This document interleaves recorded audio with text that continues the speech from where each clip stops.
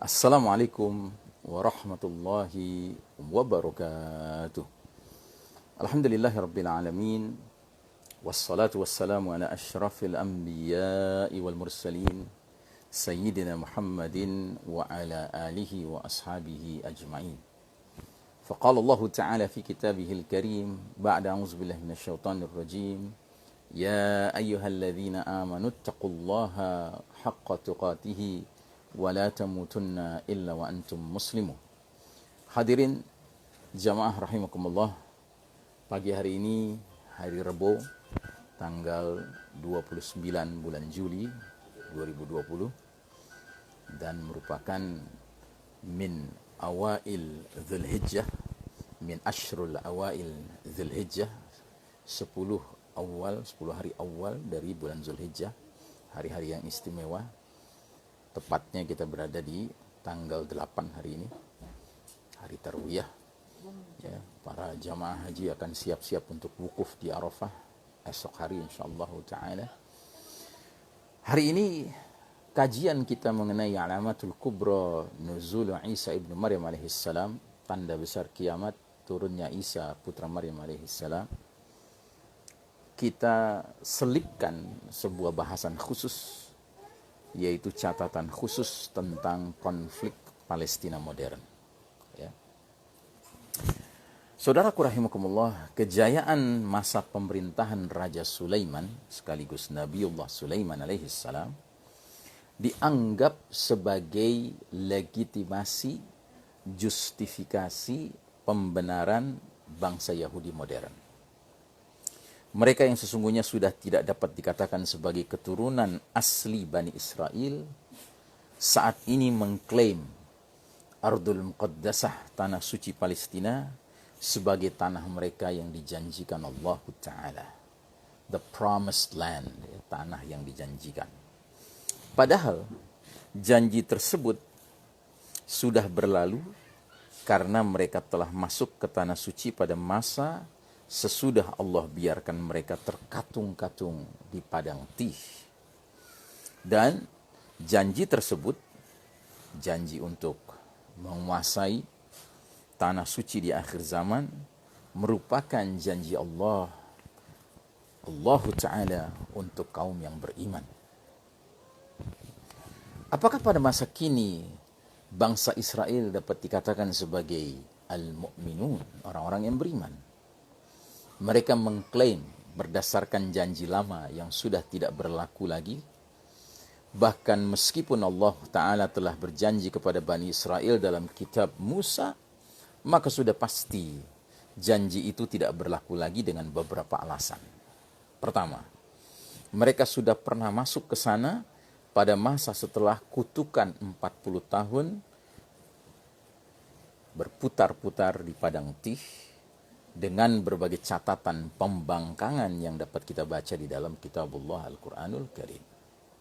Yang kedua, mereka sudah pernah merasakan masa kejayaan bersama nabi-nabi mulia Daud dan Sulaiman alaihi wassalam, namun mereka berpecah belah setelah itu.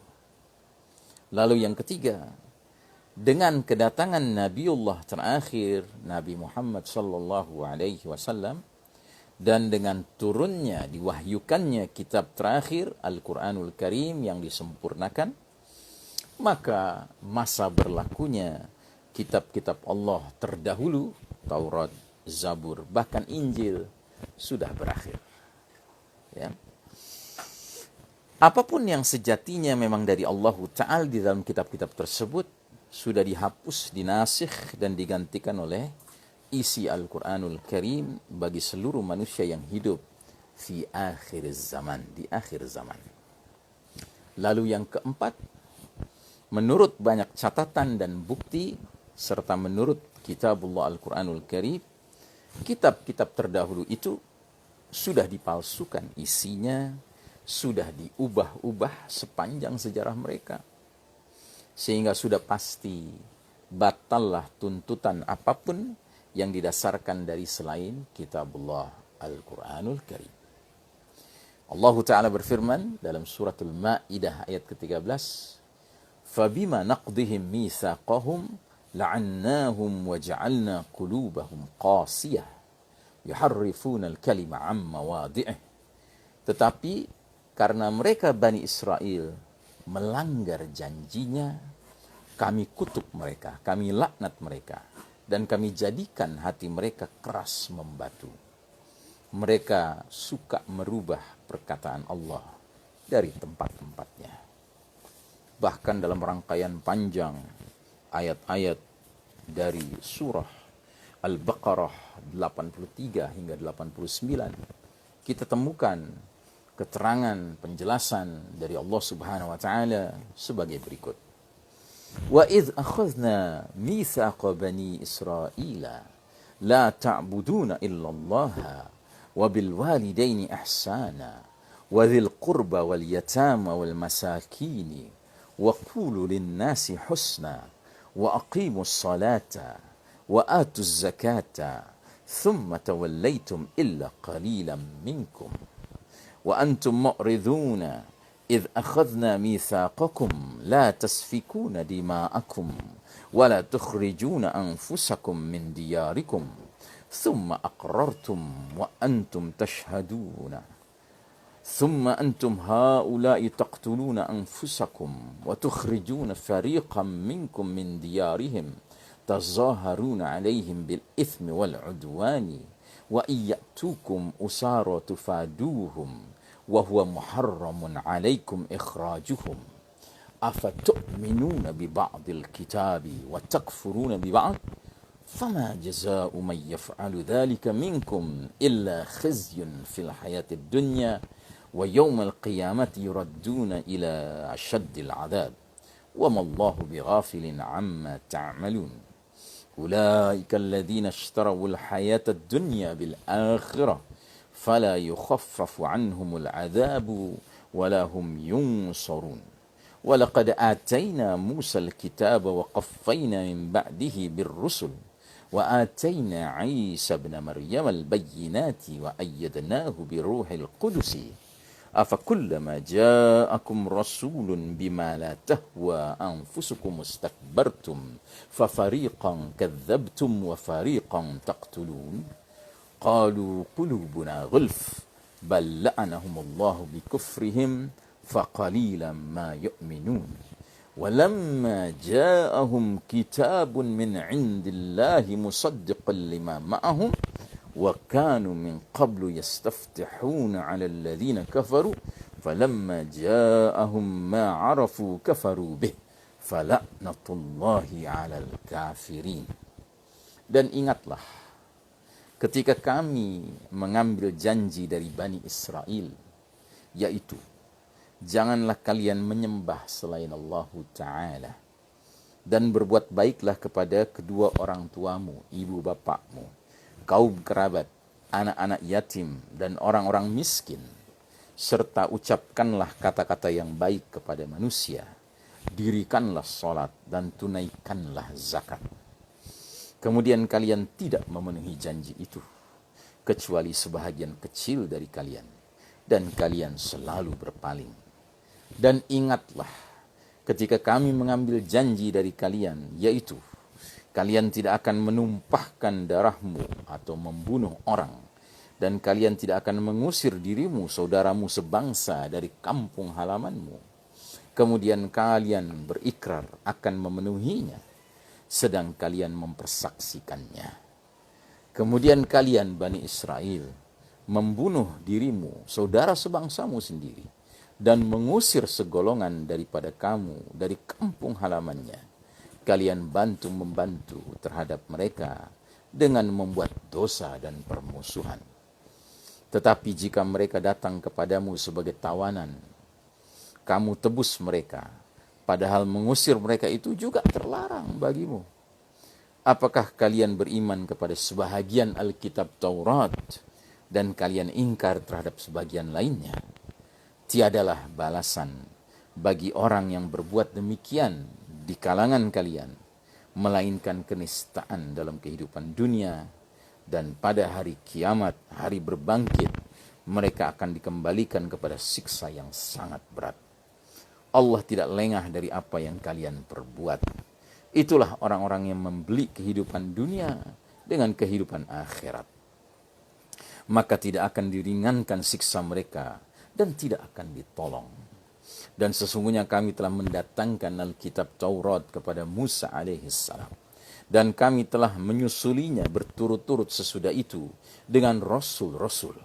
Dan telah kami berikan bukti-bukti kebenaran, mukjizat kepada Isa putra Maryam alaihissalam. Dan kami memperkuatkannya dengan Ruhul Kudus. Apakah setiap datang kepada kalian seorang rasul membawa suatu pelajaran yang tidak sesuai dengan keinginan kalian, lalu kalian angkuh, maka beberapa orang di antara mereka kalian dustakan, dan beberapa orang di antara mereka kalian bunuh. Dan mereka berkata, qulubuna gulf, hati kami sudah tertutup. Tetapi sebenarnya Allah telah mengutuk, melaknat mereka karena keingkaran mereka. Maka sedikit sekali mereka yang beriman. Dan setelah datang kepada mereka Al-Quranul Karim dari Allah Ta'ala yang membenarkan apa yang ada pada mereka. Padahal sebelumnya mereka biasa memohon agar datang Nabi untuk mendapat kemenangan atas orang-orang kafir. Maka setelah datang kepada mereka apa yang telah mereka ketahui itu, mereka lalu ingkar kepadanya. Maka laknat Allah lah atas orang-orang yang ingkar itu. Jadi saudaraku rahimakumullah, inilah kisah perjalanan Bani Israel.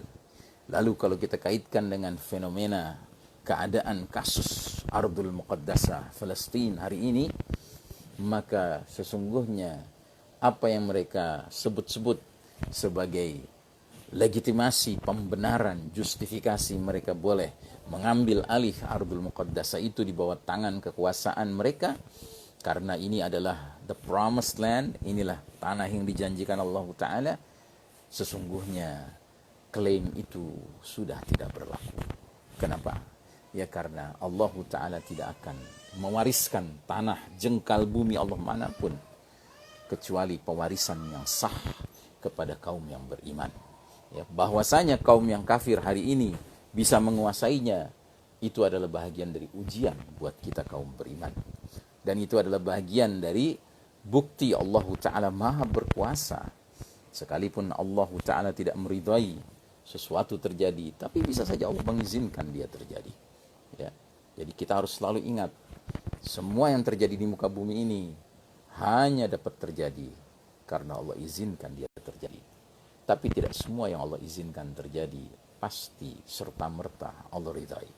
Ya contohnya, penguasaan suatu bumi, jengkal bumi manapun di muka bumi ini oleh orang-orang yang kafir, orang-orang yang bahkan dimurkai Allah Ta'ala, ini terjadi dan dapat terjadi dan bisa berulang kali terjadi karena Allah Ta'ala telah memberikan kaedahnya dalam surat Ali Imran ayat 26. Qulillahumma malikal mulk tu'til mulka man tasha wa tanzi'ul mulka mimman tasha. Katakanlah, wahai Allah, pemilik segenap kerajaan, kau berikan kerajaan, kekuasaan kepada siapa yang kau kehendaki. Kau cabut kerajaan, kekuasaan dari siapa yang kau kehendaki. Jadi tidak serta-merta bermakna siapa yang sedang berkuasa, maka kekuasaan itu, kepemimpinan itu pasti mendatangkan keridhaan Allah Ta'ala. Keridhaan Allah Ta'ala hanya datang kepada kepemimpinan orang-orang yang beriman, yang bertakwa dengan sebenar-benarnya takwa. Yang ciri khasnya adalah tatkala mereka memimpin suatu wilayah, menguasai suatu wilayah, mereka tidak mau berlakukan di atasnya kecuali hukumullah, hukum Allah Ta'ala yang mengandung keadilan yang sebenar-benarnya. Kalau seandainya mereka memiliki kuasa atas suatu wilayah, suatu kumpulan manusia di atas wilayah itu, namun mereka menyingkirkan hukumullah, hukum Allah, pada hakikatnya mereka ini hanya mendapat izin dari Allah Ta'ala untuk berkuasa, tapi mereka tidak mendapat ridha dari Allah Ta'ala. Nah, karenanya kembali kepada kasus Palestina hari ini, sesungguhnya kaum Yahudi yang mengklaim mereka berhak atas wilayah itu, ini klaim yang di mata Allah Ta'ala sudah tidak berlaku. Ya, karenanya saudaraku rahimakumullah, marilah kita menjaga keistiqamahan kita dalam iman dan takwa. Sehingga kalaupun Allah Ta'ala izinkan suatu hari orang-orang beriman sebenar-benarnya iman, orang-orang bertakwa sebenar-benarnya bertakwa, ya, menguasai Ardul Muqaddasah, bumi suci Palestina dan Syam dan sekitarnya, maka itulah penguasaan kepemimpinan yang bukan saja diizinkan Allah Ta'ala, tapi juga mendapatkan ridha dan rahmat dari Allah Ta'ala. Semoga wassallallahu ala nabiyina Muhammadin wa ala alihi wa ashabihi ajma'in. Wassalamualaikum warahmatullahi wabarakatuh.